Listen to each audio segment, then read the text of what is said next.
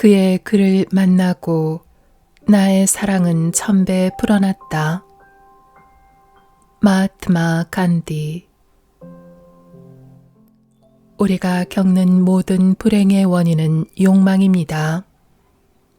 무언가를 욕망하지만 그 욕망이 충족되지 않으면 당신은 괴로움을 겪게 됩니다.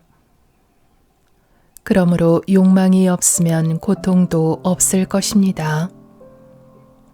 하지만 여기에도 오해의 소지가 다분하기 때문에 욕망을 포기한다는 말의 의미를 좀 더 자세히 설명하려고 합니다.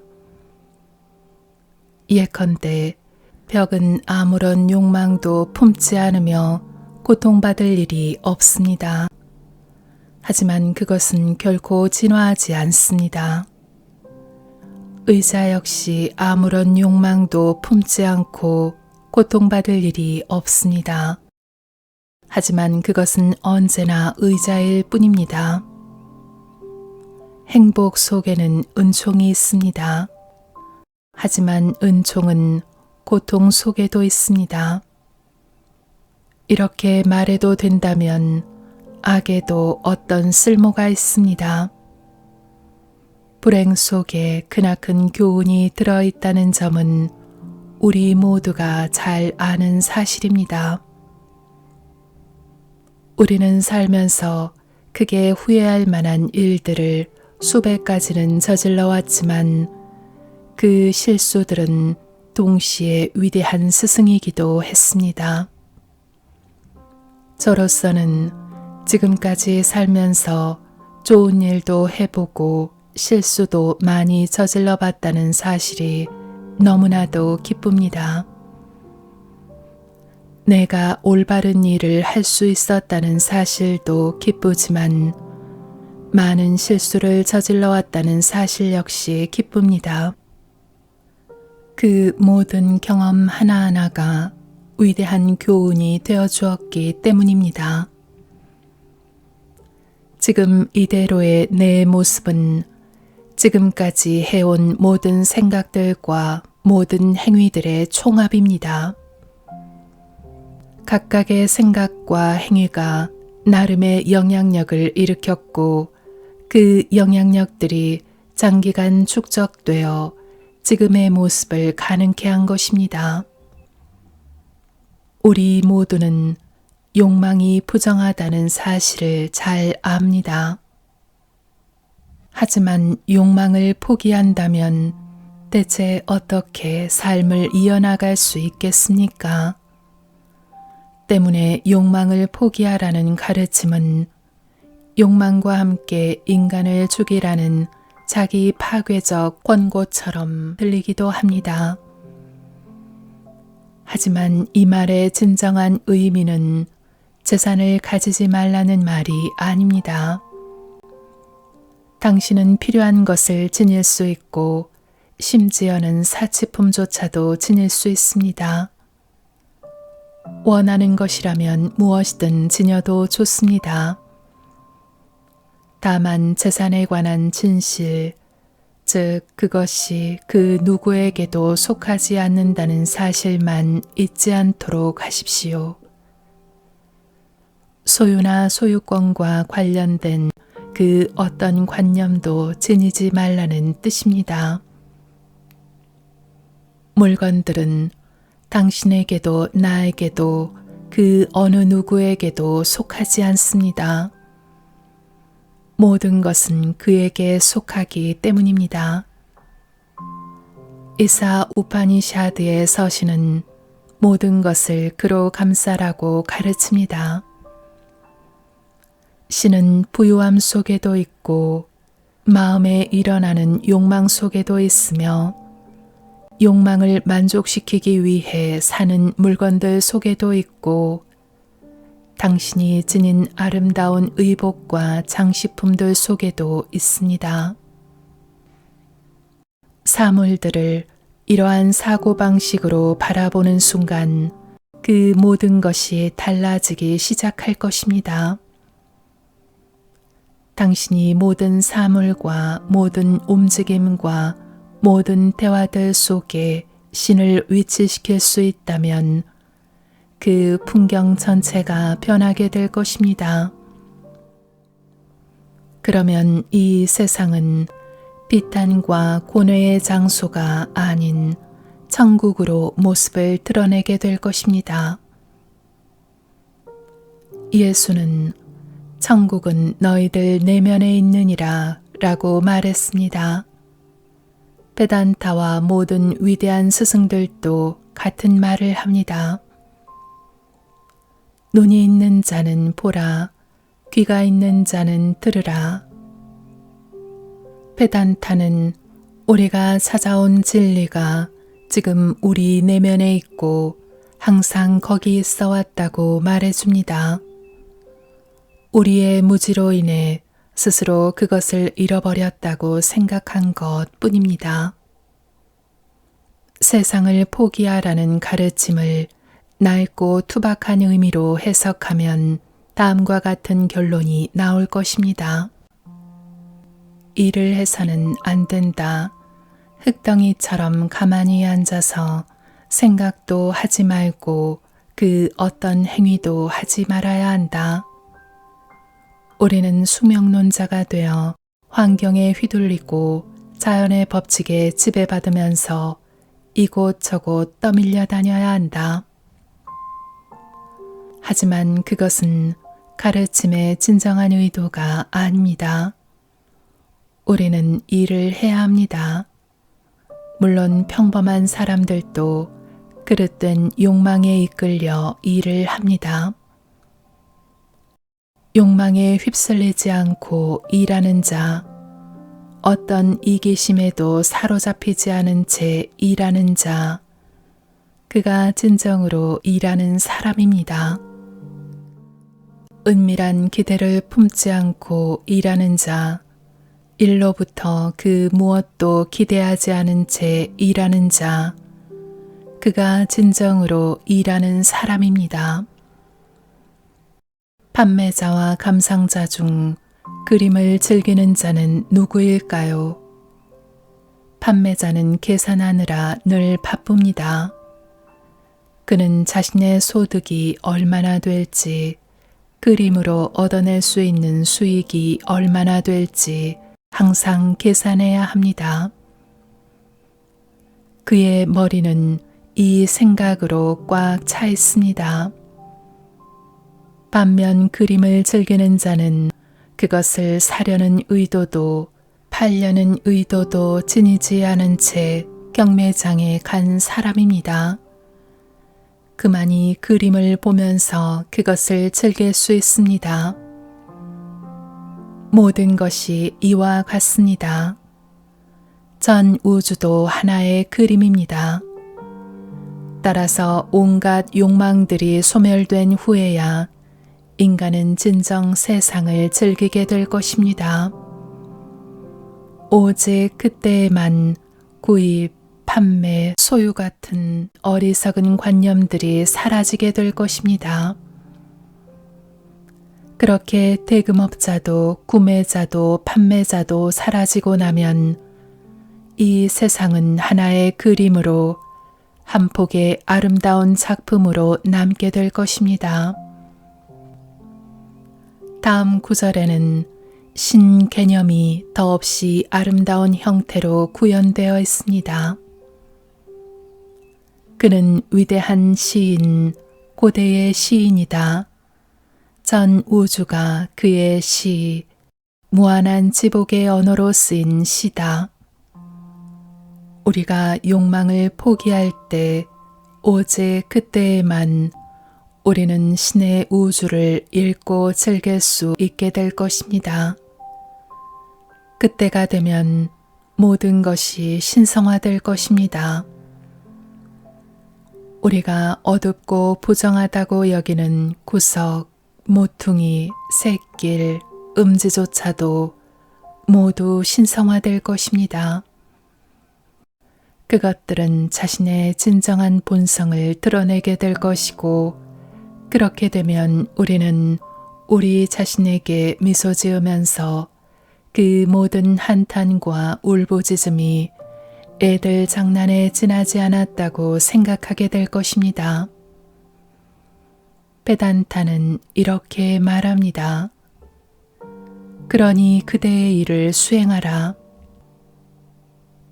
베단타는 우리에게 환영 같은 세상을 포기하면서 일하라고 조언해 줍니다.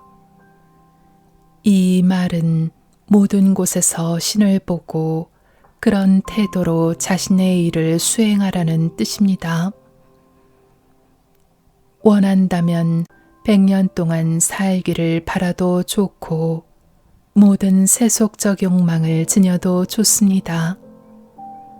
다만 그것들을 신성화시켜 천상의 것으로 만드십시오.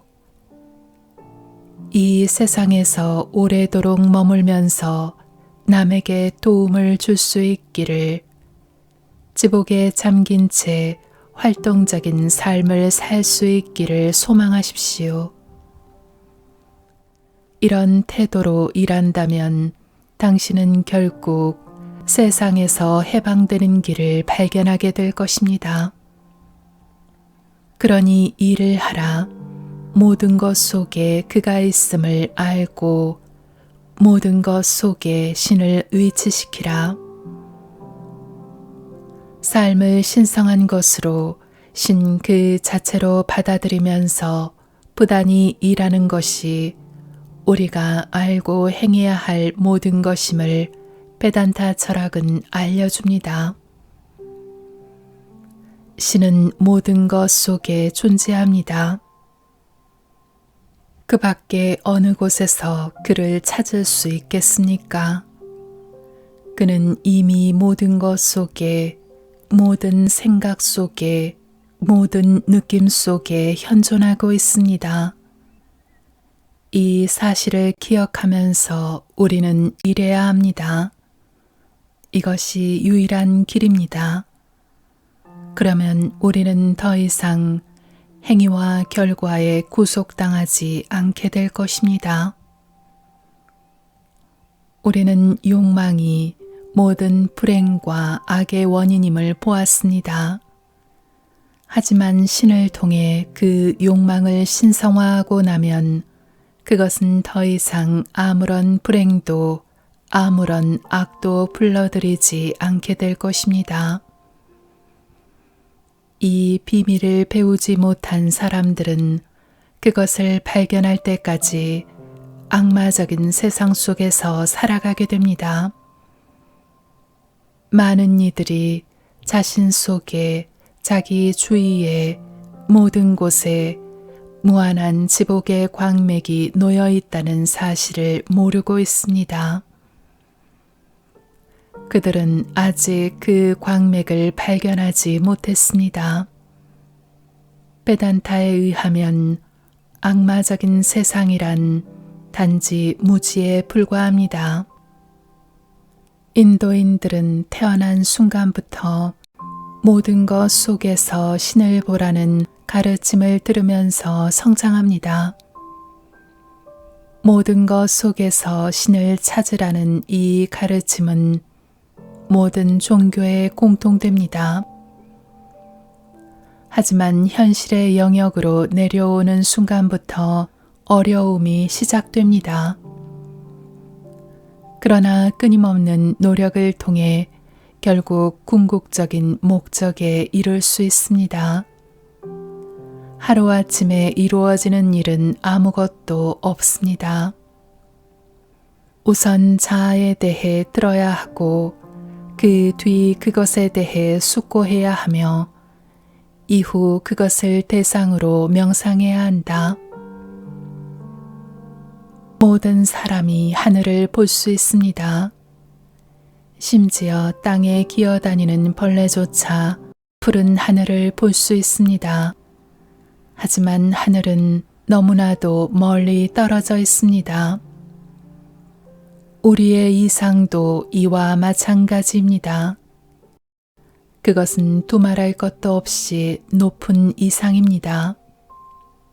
하지만 동시에 우리는 그곳에 도달해야 한다는 사실을 잘 알고 있습니다.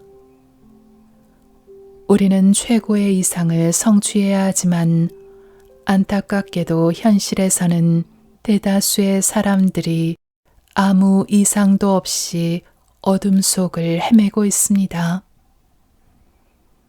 하지만 이상을 품은 사람이 1000번 실수한다면 이상 없이 사는 사람은 5만 번 실수한다고 저는 확신합니다.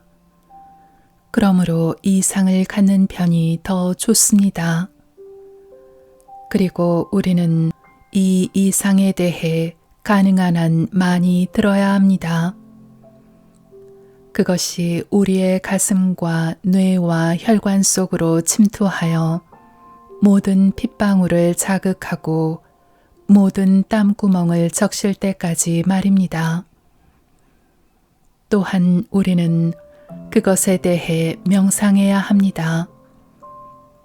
가슴이 충만해져 입으로 말할 때까지, 그리고 가슴의 충만함으로 손이 일할 때까지 말입니다. 생각은 우리 내면에서 추진력으로 작용하는 힘입니다. 그러니 내면을 가장 고차원적인 생각들로 채워야 합니다. 그것을 매일같이 듣고 숙고하십시오. 실패는 신경 쓰지 않아도 됩니다. 아주 자연스러운 일이기 때문입니다. 사실 실패들은 삶의 아름다움 자체입니다. 실패가 없다면 삶은 대체 뭐가 되겠습니까? 만일 삶에 투쟁이 없다면 산다는 것에는 별 가치가 없을 것입니다. 시적인 측면이 사라져버리기 때문입니다. 그러니 실수와 투쟁 같은 것들은 신경 쓰지 마십시오. 인간적인 실수나 작은 퇴보들에는 신경 쓰지 마십시오. 단지 이상을 위해 1000번 시도하고 만일 1000번 다 실패한다 해도 한 번 더 시도하십시오. 인간의 이상은 모든 것 속에서 신을 보는 것임을 잊지 마십시오. 베단타는 다음과 같이 말합니다. 생각으로는 그를 이해할 수 없다. 그는 마음보다 더 섬세히 진동하고 마음보다 더 빠르게 움직이며 신들조차 도달하지 못한다. 그가 움직임으로 인해서 모든 것이 움직인다. 모든 것은 그 안에 존재한다. 그는 움직이지만 또한 부동이다. 그는 가까우나 또한 멀리 있다. 그는 모든 것 안에 있으나 또한 모든 것 밖에 있다. 모든 존재 속에서 아트만을 보고 아트만 속에서 모든 존재를 보는 자는 결코 아트만에서 멀어지지 않는다. 인간이 이 아트만 속에서 삶과 우주를 볼 때 그는 모든 은폐를 벗어던질 수 있다. 그에게는 더 이상의 미망이 존재하지 않는다. 우주 속에서 하나를 보는 자에게 어찌 더 이상의 고통이 있을 수 있겠는가? 베단타는 우리의 모든 불행이 무지로부터 비롯된다는 사실을 입증해내는데 사실 이 무지라는 것도 결국은 다수성의 관념에 지나지 않습니다. 인간과 인간, 나라와 나라, 지구와 달, 달과 태양 사이에 분리가 존재한다는 관념, 그것이 바로 무지입니다. 원자와 원자 사이에 분리가 존재한다는 이 관념으로부터 그 모든 불행이 초래됩니다. 하지만 베단타는 이 분리가 존재하지 않는다고 분리의 관념은 거짓된 것이라고 선언합니다. 그것은 그저 표면적인 겉모습에 지나지 않습니다. 사물들의 심장부에는 어떤 단일성이 존재합니다. 표면 아래로 파고들 수만 있다면 당신은 인간과 인간 사이, 인종과 인종 사이, 높음과 낮음 사이, 부자와 빈자 사이, 신과 인간 사이, 인간과 동물 사이에 존재하는 공통된 단일성을 발견하게 될 것입니다. 충분히 깊이 들어갈 수만 있다면 당신은 모든 것이 하나의 변형체에 지나지 않음을 보게 될 것입니다. 단일성의 개념을 체득한 사람에게는 더 이상의 미망이 존재할 수 없습니다. 대체 무엇이 그를 더 현혹시킬 수 있겠습니까? 그는 모든 것의 실상, 모든 것의 비밀을 알고 있는 사람입니다. 그에게 어떻게 불행이 있을 수 있겠습니까? 욕망할 것이 뭐가 더 있겠습니까? 그는 모든 것의 실상을 추적하여 그 모두의 중심인 주, 영원한 존재이자 영원한 의식이자 영원한 지복인 주에 이르렀습니다. 그곳에는 죽음도, 질병도, 슬픔도, 불행도, 불만족도 존재하지 않습니다. 모든 것이 완벽한 합일, 완벽한 지복 그 자체입니다. 대체 그가 누구를 위해, 무엇을 위해 해야 할 한탄이 남아있을까요? 실제 속에는 죽음도 불행도 존재하지 않습니다. 실제 속에는 애도할 사람도 미안해할 사람도 없습니다. 그는 모든 것을 꿰뚫어 봤습니다. 형상도 없고 신체도 없고 결함도 없는 그 순수한 자이자 모든 것을 아는 그 위대한 시인이자 스스로 존재하는 자인 그 모든 사람에게 합당한 것을 제공하는 그의 모든 것을 꿰뚫어 봅니다. 진리의 문이 황금 원반에 가려져 있구나. 양육자여, 그것을 벗겨주십시오.